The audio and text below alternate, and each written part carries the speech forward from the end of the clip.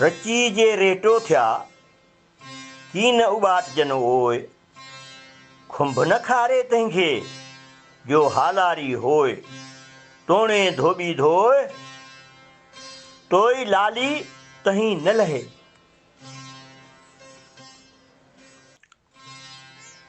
खुंभ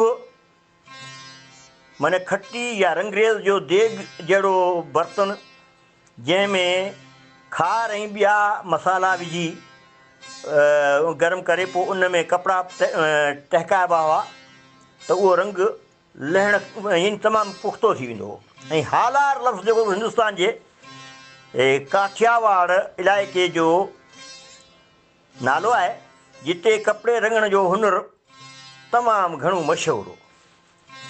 सजणो अस्सलाम वालेकुम। साईं हज़रत शाह अब्दुल लतीफ़ भिटाई जिन बि किसनि कहाणियुनि खे पंहिंजे शाइरीअ में रचियो आहे, पर पूरे किसे जे बजाए पाण सिर्फ़ु तमसीली तौर ते ख़ासि मौज़ूअ जेके रूहानी या ॿियनि किसनि खे में चयो वियो आहे, पहलुनि खे उपटार करण जे लाइ कमु अचनि, उहे हुन कमु आंदा आहिनि। हिन बैत में पाण फरमाइनि था त जेके अलाह जा बाना इलाही इश्क में रची रेटा थिया आहिनि, उन्हनि ते संदन मालिक पहिरीं ख़लकणहार जी मोहबत ऐं इश्क ऐं प्रेम जो अहिड़ो पको रंग चढ़ी वियो आहे जो हू कॾहिं बि नथा उॿाटजनि, यानी उहो रंग लहे ई कोन थो। उनखे दुनिया जी जो को बि खुंभ खारे नथो सघे। जीअं क़ुर पाक जी सूरह अल बक़रा जी आयत नंबर 138 जा अल्फाज़ आहिनि, अहिड़ो आहे ख़ुदा जो रंग ऐं ख़ुदा खां वधीक रंगण वारो ॿियो केरु आहे।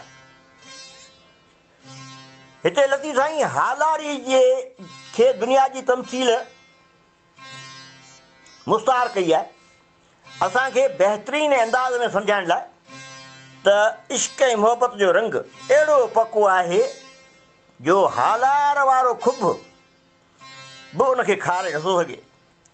हिन दुनिया जूं सभु सख़्तियूं आज़माइशूं बि इहो आशिकनि तां उन रब पाक जो रंग लाहिण में नाकामी थींदियूं। जीअं कबीर भगत बि चयो न त राम नाम रंग लागो दूजो रंग न कोई, हर रंग सो रंग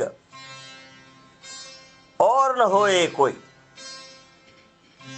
जे लतीफ़